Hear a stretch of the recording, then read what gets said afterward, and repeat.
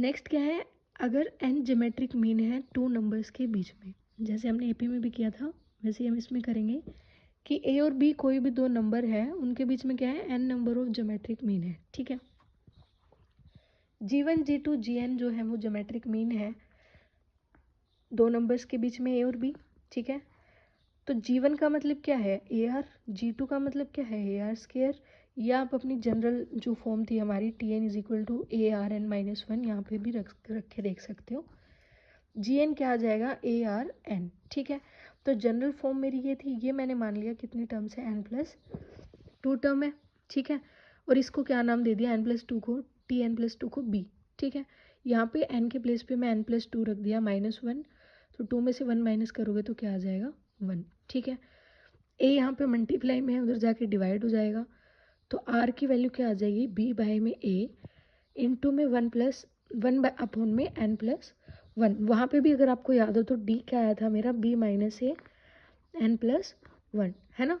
तो यहाँ पे क्या आ गई, r जो है हमारा कॉमन रेशियो, उसकी वैल्यू क्या आ गई, b में a raise to the power 1/n+1। इसके ऊपर अब हम एक क्वेश्चन देखते हैं। अगर मुझे क्या करना है, 5 ज्योमेट्रिक मीन निकालने हैं 1/2 और 32 के बीच में, तो यहाँ पे r की वैल्यू निकाल लेंगे। r की वैल्यू आ जाएगी तो मेरे पास फॉर्मूला है ही, यहाँ पे पुट करते जाएंगे, हो जाएगा। जैसे 32 क्या है मेरा b अपॉन में a क्या है 1/2, 2 ऊपर चला जाएगा, रेज टू द पावर 1/6, 5 है ना, तो 5 + 1 6 हो जाएगा। 32 × 2 कितना होता है 64, और 64 क्या होता है 2 रेज टू द पावर 6, 6 से 6 कैंसिल हो जाएगा, तो r मेरा क्या आ गया 2। ठीक है, तो 1/2 मुझे टर्म निकालनी है ना, तो 1/2 32 इंटू में 2, ठीक है, रेज टू द पावर 1/6, यह भी मैंने निकाली है।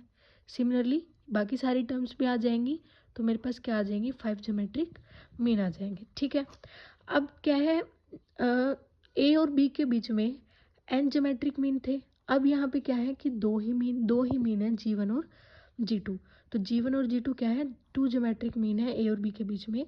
तो g1 कैसे निकलेगा, a² b raise to the power 1/3, और g2 कैसे निकलेगा, ab का स्क्वायर 1/3। जैसे हमने अरिथमेटिक मीन में किया था ना, सेक्शनल फॉर्मूला लगा के, a1 की वैल्यू क्या आई थी 2a + b/3, और a2 की क्या आई थी a + 2b/3। ठीक है, वैसे ही ये है। अब क्या है कि मुझे अगर निकालना है product of n geometric mean between a and b, तो g1 g2 gn मेरे पास क्या है, एक ज्योमेट्रिक सीरीज है। g1 की वैल्यू ar है, g2 की वैल्यू ar² है, gn की वैल्यू क्या है arn है। तो a कहाँ तक जा रहा है, n तक, तो a की पावर n हो गई। ठीक है, r की पावर क्या होगी 1 2 3 अप टू n। और मैंने अभी आपको जो प्रीवियस हमारी वीडियो आई थी उसमें बताया भी था कि अगर मुझे क्या करना है, सम निकालना है नेचुरल नंबर का, तो वो क्या होता है n इंटू में n+1/2 के, तो n इंटू में n+1/2। ठीक है, आगे चलेंगे। r की वैल्यू अभी निकाली थी b/a अपॉन में 1/n+1। ठीक है, यहाँ निकाली थी ना अभी, ये वाली वैल्यू मैंने क्या कर दी, सब्स्टिट्यूट कर दी। ठीक है, n+1 से n+1 कट जाएगा, तो a की जो पावर है n, और b की पावर क्या हो जाएगी n/2, और डिवाइड में क्या हो जाएगा a की पावर n/2। अब यहाँ पे a की पावर n है, ये माइनस है, मतलब ये प्लस है, तो ऊपर जाके क्या हो जाएगी, पावर माइनस हो जाएगी ना, बेस सेम है, तो a की पावर कितनी आ जाएगी n/2, b की पावर भी n/2 है, तो इसको कंबाइन करके लिख दिया। और इसको हम ऐसे भी लिख सकते हैं कि ab की पावर 1/2 इंटू में n, और ये वैल्यू तो क्या थी g की थी, तो g की पावर n। ठीक है,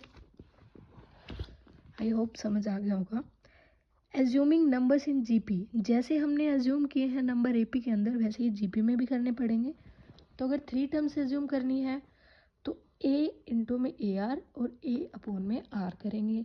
5 टर्म करनी है तो a इंटू में A R, a upon R तो रहेगा ही, साथ में क्या आ जाएगा ए आर का स्क्वायर, यहाँ पे क्या आ जाएगा ए आर का a अपॉन आर का स्क्वायर। ठीक है, इवन टर्म अगर करनी है तो a को फॉरगेट करेंगे हम, और यहाँ पे क्या करेंगे A R cube a/r a/r का क्यूब। ठीक है, सिमिलरली 6 टर्म में करेंगे, ठीक है। अब कुछ प्रॉपर्टीज़ हैं भाई जीपी की, क्या है, ABCD अगर जीपी में है, ठीक है, तो अगर मैं उसको किसी भी नंबर से मल्टीप्लाई करूँगी, लैम्डा लैम्डा से कर दिया, वो भी जीपी में ही रहेगा। अगर मैं किसी भी नंबर से डिवाइड करूँगी लैम्डा लैम्डा लैम्डा सेम से ही, तो वो भी जीपी में रहेगा। अगर इसका स्केयर कर देंगे वो भी जीपी में, रूट स्केयर रूट कर देंगे वो भी जीपी में, और अगर इसको 1/, की टर्म में लिख देंगे वो भी क्या रहेगा हमारा, जीपी में रहेगा, ठीक है। इसके बाद है अर्थमेटिक ज्योमेट्रिक प्रोग्रेशन, जिसको हम बोलते हैं AGP, ठीक है। अगर इसकी हर एक टर्म प्रोडक्ट है किसका, कोरेस्पॉन्डिंग टर्म ऑफ AP और GP, तो उसको हम बोलते हैं अर्थमेटिक ज्योमेट्रिक प्रोग्रेशन। मतलब देखो A है, उसके बाद A+D है, A+2D है, ठीक है, AP में चलता है ऐसे, फिर A है, इसको A मानो, AR है, फिर AR का स्केयर है तो GP भी है, तो दोनों का प्रोडक्ट जब होगा उसको हम क्या बोलेंगे, अर्थमेटिक ज्योमेट्रिक प्रोग्रेशन, ठीक है। तो अगर मुझे TN का फॉर्मूला हमें पता है क्या होता है, AP के अंदर नंबर ऑफ टर्म निकालने का यही होता है, A+n-1 × D। और अगर मुझे क्या निकालनी है, GP के अंदर निकालना है, तो क्या होता है, A इंटू में Rn-1, तो इसको हम A कंसिडर करेंगे, Rn-1, ठीक है। तो अगर नंबर ऑफ टर्म्स मुझे AGP के निकालने हैं तो इस फॉर्मूले का यूज़ होगा, ठीक है।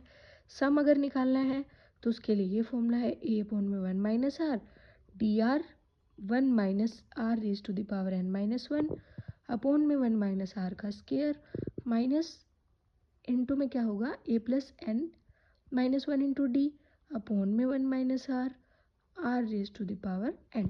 और अगर इनफाइनाइट नंबर ऑफ टर्म्स है उसका मुझे सम निकालना है तो क्या होगा, A इंटू में 1 - R प्लस में dr 1 - R का स्केयर, कब होगा, जब मॉड्यूलस ऑफ R क्या होगा, <<1 होगा, ठीक है।